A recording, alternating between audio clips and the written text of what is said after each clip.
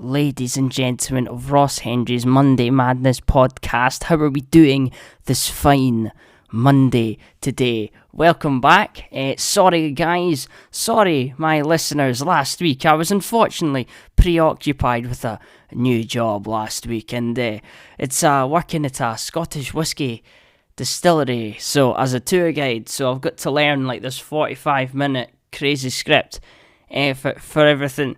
Which you'll be pleased to know, I have done pretty well in so far. And it's very good. So apologies, that's why there wasn't one last week. I was just starting the whole thing, learning all this, preparing.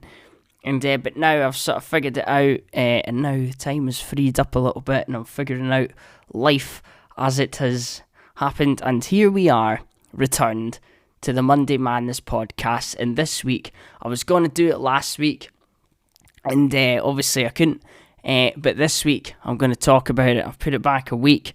Yes, I've missed the fun time, I've missed that time, but I'm going to be talking about Starfield today.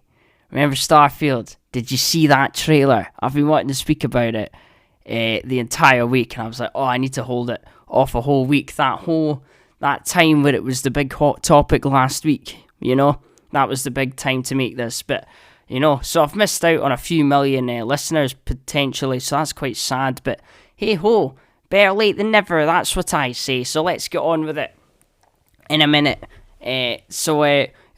Welcome back to the best podcast on planet Earth, the number one best, but we're better than Joe Rogan and everything, and if you can please give us a fantastic review on the old Spotify. I want 5 stars, please. We're still 5 stars on Spotify. And I want, if you're on the YouTube version, give us a wee subscribe. Hit that like button. That's what all the YouTubers say, isn't it? So I'll say it as well, because I'm down with them kids. You know what I mean? So here we are. Welcome. Fantastic stuff, isn't it? It's a great podcast. I'm actually just so impressed by just everything, just the audio quality and everything. It's just coming to you at the best possible quality for my very, very loyal listeners out there. There are few of you, but you're very loyal, and I'm very impressed, so thank you for sticking around. But here's the thing, guys. Here's the thing.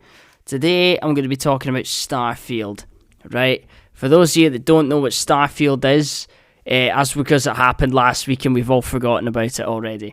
But basically, what it is, this is a new video game coming out on not PlayStation 5. What? What do you mean it's not coming out on PlayStation? No, it's an Xbox One, actually. And you're thinking, Ross, what the are you talking about? Why are you talking about an Xbox game? You've never owned an Xbox in your life. You've always been PlayStation. Why are you talking about an Xbox game for a whole half hour? What is going on? Well, listen, I'll tell you. In this industry of gaming, I have to admit, I watched this happened at an Xbox showcase, right? Xbox showcasing all their new games that are coming out in the next 12 months, because right now they haven't got any games, and that's quite an issue. So that's why they're not selling any Xboxes, because there's no games on them. But the same could be said for PlayStation as well. I think, just watching that showcase, all the games look like the same. All the games, they're all first-person shooters, and they're all this and that. And it's just, you know what you're getting. There's nothing, it's just by the book. It's pretty linear storytelling. There's nothing mind-blowing about what's going on. They just all look samey. There's some little indie ones in there, that look a bit different, have a bit of style to them, the smaller budget ones. Those ones I was more interested in.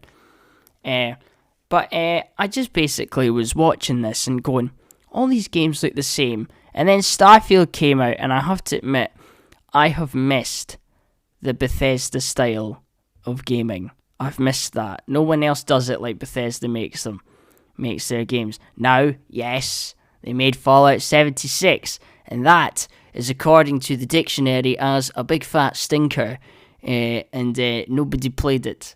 I didn't play it, and those that did play it were a bit unhappy with the amount of game-breaking glitches and all this, 16 times more glitches than the last game, and basically Bethesda obviously are behind Skyrim, which is still like one of my favourite games ever. And then obviously you've got Fallout 4 that came out about 7 years ago. 7 years ago it came out. That's really sad. And that game, whilst it was very good, it wasn't amazing. It wasn't on the Skyrim level. And so here comes Bethesda now with Starfield, with a big space exploration game. Yes, you heard that correct. They're making a big space game. And at first it started out, the showcase, it showed a bit of gameplay.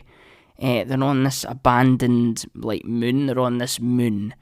And he walks out the spaceship. And yes, straight away, even I said, this gameplay isn't the greatest gameplay I've ever seen in my life. It's a samey sort of first-person shootery stuff. You know the drill. You know how it goes. Yeah, and then it goes into third person as well. That's good. Obviously, that's quite interesting. But still samey. Nothing groundbreaking with the gameplay there. And at first, everyone had the same reaction. Even me, I was like, "Is that it?" And you know the frame rate was dropping as well. You know, it was a bit kind of stop motion-y effect. And obviously the game's still got a year to go, really, before it's out, at least. But you know, it was still, you know, it still wasn't the most impressive gameplay, but it was fine. It was fine, and that was... and then as the gameplay thing went on, Todd Howard came out in his wee brown jacket, and his brown shoes and that, and then he was talking about, oh yeah, this game, and then it started going into the cities and the NPCs that you meet, the characters within the game. Now this is where I loved Fallout 4. I think Fallout 4, the one thing it did way better than Skyrim was the followers and the NPCs. There were more depth. There was more depth to them. And the more you earned their respect, they started opening up to you, and they started telling you stories about their life. And I thought that was really interesting. And obviously in Skyrim they sort of did a little dummy run of this with Serana in the vampire DLC with the Dawn Guard. They did Serana was the follower, and she would like there was more depth to her than the other Skyrim followers. You know, she had a little story arc, and you could ask her loads of questions about her life. And that was sort of the blueprint for the Fallout characters, and then they took it a bit further. So for Starfield, I'm quite excited for this game. One reason I'm going to keep talking about the whole thing that I saw, the whole gameplay, the 15 minutes, I'm going to talk about it. And I liked, obviously I'm excited for the NPCs in this, and the characters, and see how they do. They've had 7 years since Fallout 4, so how are they gonna build on that already, you know, pretty immersive sort of character, you know, with the way you'd come into contact and you could speak to everyone in the street and your followers and all that. How much depth is there going to be with these followers? Will it take the Fallout 4 thing and enhance it even more, so there's even more depth? And by the way, I thought I'd say as well, this was posted in a tweet last week, that for those of you that don't know, they're going back to the silent game character. Your character is going back to the Skyrim one, where instead of a voice actor, it's just the sentences, and then you just select the right one, and he doesn't actually speak, and then the character replies. So they're going back to that for Starfield. And I'm actually quite excited about that. I think that's quite a good thing. I think, okay, I like that. Okay, let's see. They're going back to the old school way of doing it, because it worked. You know, it worked. And I think the voice actor was good, and I liked the voice acting, but there's just something about the silent protagonist that I just kind of like. I think it helps with it feels like when you read it in your head, it's your voice answering it. You know what I mean? So it feels like you're telling them. And in Fallout, it just had the actual, like, a few bits of words, and then the sentence. Like, there's times where I try to be nice, and then I didn't realise that the answer was actually a cheeky answer, but the words that they gave was a bit, just made it, I like being the nice guy in these things. And and I just fell for it, and at times I was rude to them, and I felt terrible for like the whole weekend after. Shocking that. I couldn't believe it. I enjoyed. So I like the silent one, because then you know exactly what you're saying. Hopefully. Well, I think they'll do that. You know exactly the sentence. You get to choose. They can write the whole sentence out on the screen, and then you pick it, and then they answer differently depending on what you ask them. And it sounds like your voice, so it sounds like you're telling them. And it just helps to speed it up, because then you're asking them twice. If you've read the sentence, the wee words, and then they select it. Whereas you're just answering once with a silent one, and then you pick the sentence, and then they just start talking. So I think it just helps with the pacing as well. So that's exciting. I'm quite happy with that. That sounds interesting. And so yes, you see that cross-eyed lady that everyone keeps. That's the leader of the Constellation, which is Star Trek. That's exactly what it is. So yes, the NPCs. I'm very excited to see the followers and that. And then it goes into so the trailer is like, okay, it's picking up a bit now. I'm quite excited. Wow, that's a good thing, that, isn't it? The trailer's starting to pick up. And then it shows you the character creation, and that looks good. Obviously, you know, Bethesda, you get to make your own character. I always make myself. It has to happen, and every time it looks about 70% like me, and then there's like that 30%. I couldn't figure out how to make myself with it properly to that accuracy. So, and then it goes into the perks and all that, and then, ladies and gentlemen, the moment when it starts to pick up again, and I love this sort of stuff, okay? And then it goes, you get to build your own bases. Now, I like building my own bases, but the bit that I thought was really interesting was you get to hire people you meet, NPCs, to help run the base for you and work for you. I thought that's so cool, because my first interaction with this is a Bethesda Freedom style that I love. Yes, they don't have the best graphics ever. No, that's not. You know, the Rockstar GTA 5's graphics are way better than Skyrim's, right?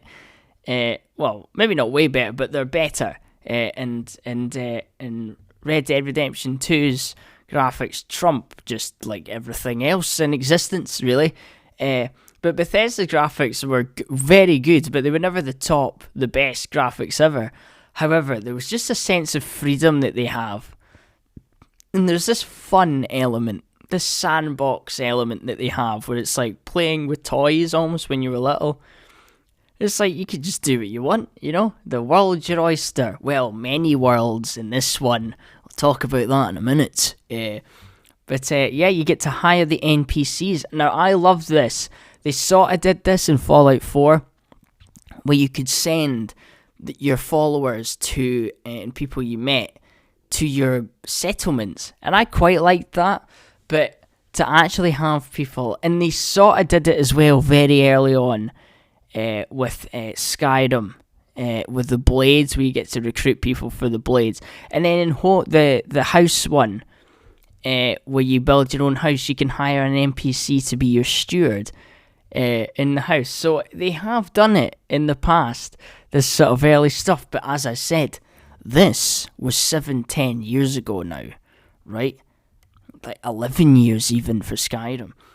And now it's like, how far have they come? Now they've got a next big Xbox now to make this. They've got more money now, all that Skyrim money just going into this, mate. And I think that I'm just excited to see how detailed that is, if they can really go for it with that. I want to hire my own team to manage my base, and I'll just live there. Imagine that. It's just, that just sounds great, doesn't it? And not only that, it gets even better, right? You get to make your own spaceships. They announced, yes, you get to build your own spaceships, customize it completely.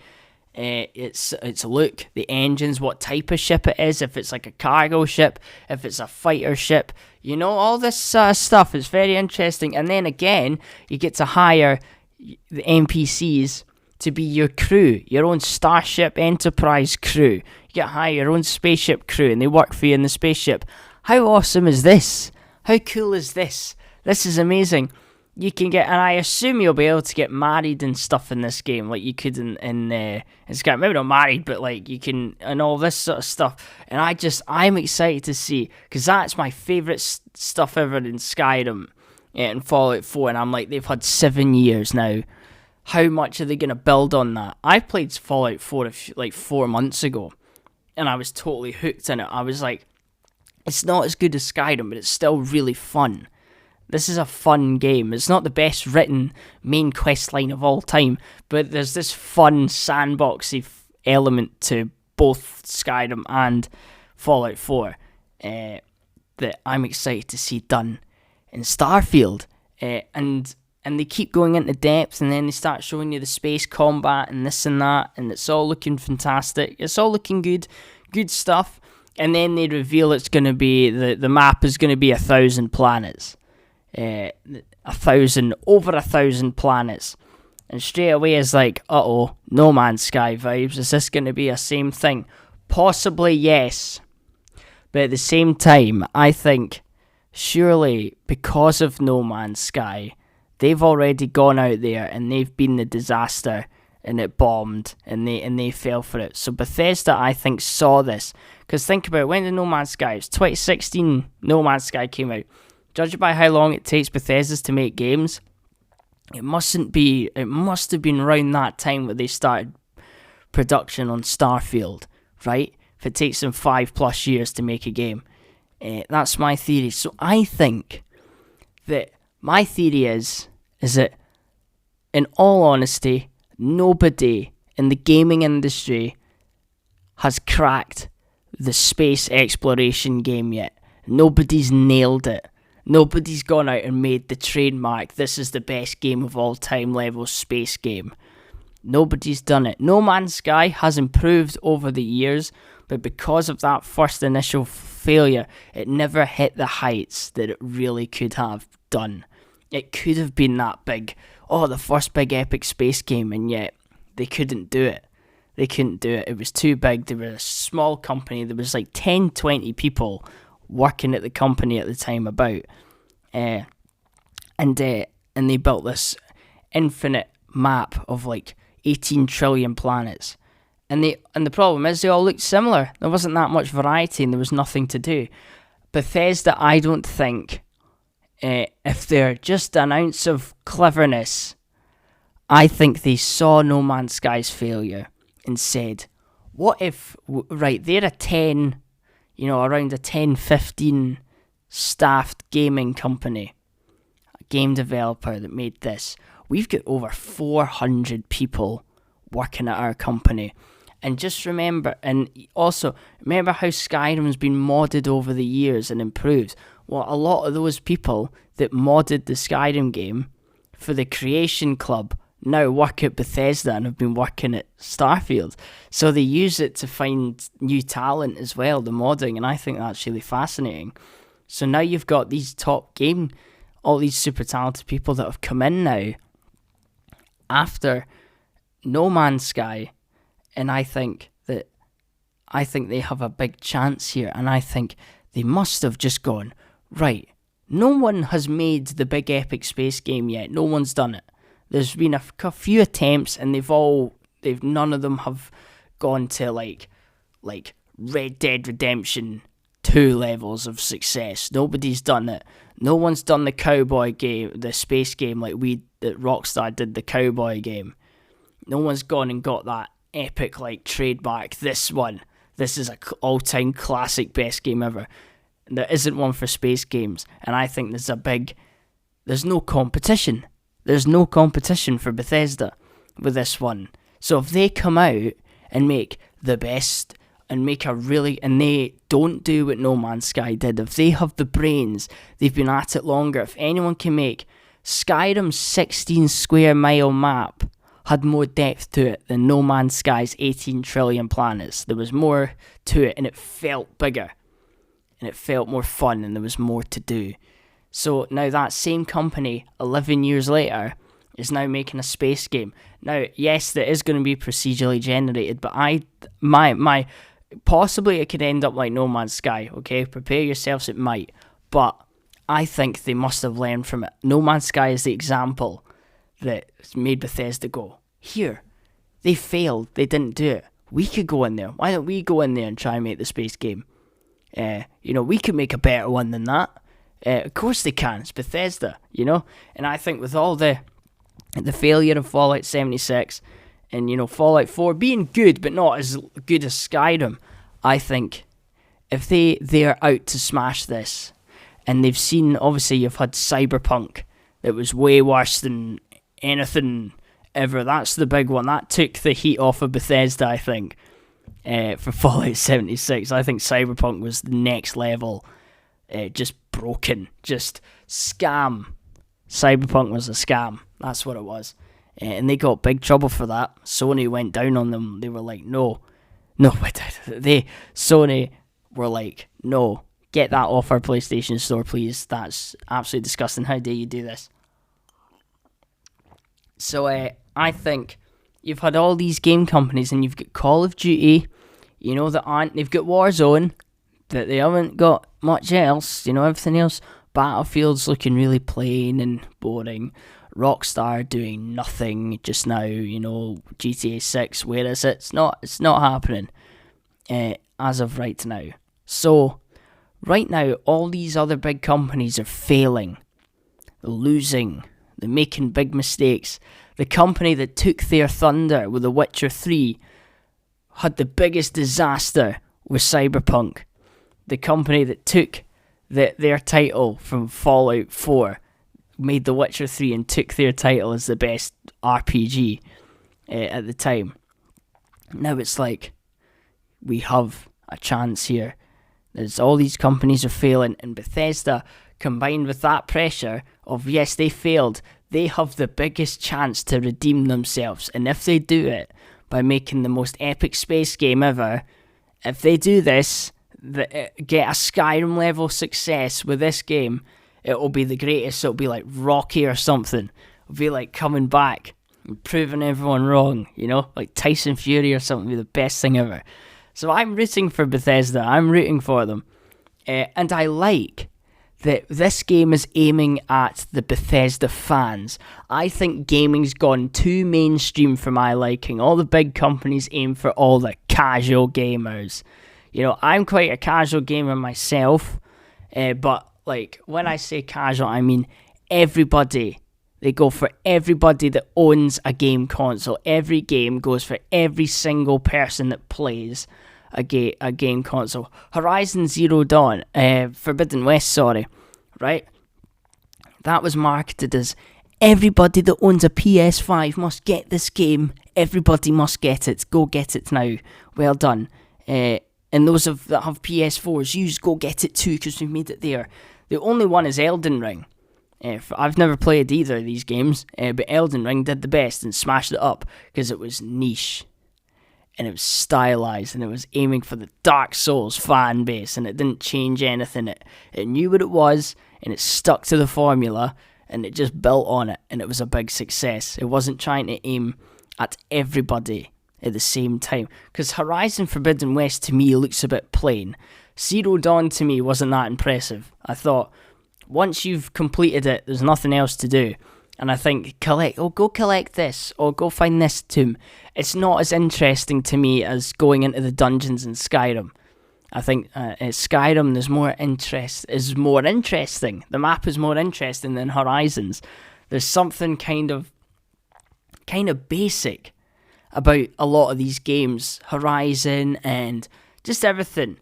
God of War is an exception. That's a masterpiece.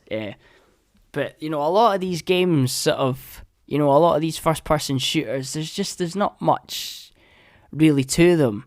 And I think that Starfield, what I'm saying is that Starfield is aiming at the Skyrim fans.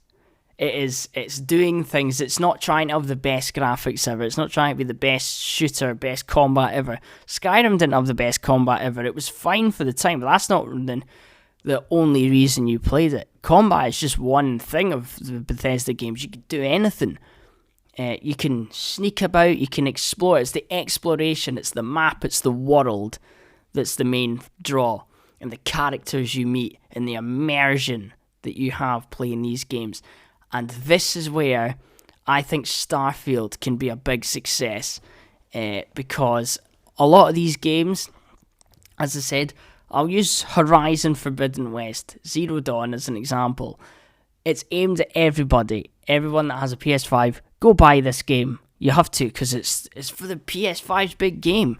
My goodness, go get it. But, like, it doesn't look that, like, there's not that much depth to it. And it's not that impressive. Yes, the graphics are great and this and that, but you're not going to be playing that in 10 years' time. And like, oh, remember Forbidden West? That changed gaming forever. Remember that? Oh, that just raised the bar on everything. That just changed everything. No, but Skyrim did. How many games came out after that tackling the open world fantasy RPG? Everybody did it, even The Witcher 3. Like, come on. Did you go to Skellig? The Isle of Skellige? Did you go there? What does that look like to you? Snowy mountains and, oh, you've got the Jarls. Oh, I wonder what that's like. Clan leaders. What's that like? Exactly, it's there. Even God of War is going for the Norse sort of, like the mountain in God of War is the exact same design as the Throat of the World. It's just 5 times the size or whatever. Yeah, but look at it. Go get a picture of it and look at it. It's the same design for the mountains. They look exactly the same, except one's just way bigger. But as a design, when you're looking at it from a distance, it looks like Throat of the World from Skyrim. And Draugr are the villains, and this and that. You know what I'm saying? It's all the same. Skyrim's influence has been felt around everywhere. Now, here's the thing. Now, they did it with a fantasy RPG. Now the space RPG. Nobody's cracked that code yet. Nobody's done it. No Man's Sky could have done it. And right now, it's a very good space game, but it's not a big A+, everybody plays it, mega success that it could have been. Remember the hype when it came out? Compare that to now. It's nowhere near. Starfield has the chance to be that space game that we all want. And just do what Skyrim did. 10 years of development and new technology and more money now. Bethesda has more money now than they did when they made Skyrim. When they made Skyrim, like, yeah, they were worth a lot of money, but they didn't. Skyrim was like their biggest hit ever. They didn't have that mega hit before Skyrim. So all that millions and millions, billions of dollars that came in through Skyrim and Fallout 4 has gone into this. And so it's got a bigger budget. It's got a bigger budget than Skyrim. That's what I'm saying. And it's got, gaming's come so far in the last 10 years. Even Skyrim looks dated. Even the special editions, it looks old. So it's like, right, and their basic sort of characters and the NPCs, they're going to build on that so much for Starfield. All they have to do is take what Skyrim did, ramp everything up by 10, make it way more immersive. Just do what Skyrim did, but even more advanced. And make it that you can travel around every planet. And I'm quite excited for this. I like the feeling of some of these planets, there'll be nothing on them. Some of them will be barren, and some of them will be creepy and eerie. And like, there's a reason I think it's 1,000 planets and not 18 trillion like No Man's Sky. Like, yes, there's going to be procedurally generated, but a lot of that's going to be handcrafted. A lot of it. And who knows what you'll find in these planets. There might be, that's the thing. That's the aim of the game. Constellation. What is out there? You've got the main planet with New Atlantis, I think. You've got that main one. But then you've got all these other planets that even the characters in the game don't necessarily know what's out there. So, like, what is out there? No one knows. And you're going to go, and we're going to find what's out there. And I love the idea of just making a full-on Star Trek game, right? Just going into the absolute unknown with your little personal crew, all your favourite characters that you meet from the main quest and your side quests, and you get the crew together and you go to this abandoned creepy planet at night time. You don't have a clue what's on that planet. Nobody knows. And it could be scary. And it could be like, oh, okay, what's here? And then the only little bit of, comfort is this big spaceship that you have, and all your favourite characters are there with you every step of the way. You can go there and they're all there. They're all there working for you. And be like, yeah, what do you want? What do you want? What do you want built? What do you want sorted? We've discovered this material. And all this, like, I think that's really interesting. And then report back to Constellation. There's this frickin' flower that sprays like jelly or something. It's mental. Don't go near it. And they were like, okay, thanks. I like that. I like that idea of, you don't know what's out there, but nobody knows what's out there. So you might come across stuff out there that's like, some stuff that's really naff and boring, but then you might come across something that's like, okay, because every single planet is infinitely big in terms of gaming. You know what I mean? Every single one. One planet, one of those planets, you'd be sorted for like years exploring it. You'd never find everything on it. So 1,000. If they just make sure everything's detailed enough, like, make the best space game ever, they could do something crazy. And it sounds very exciting. Very exciting indeed. And I can't wait to see what they do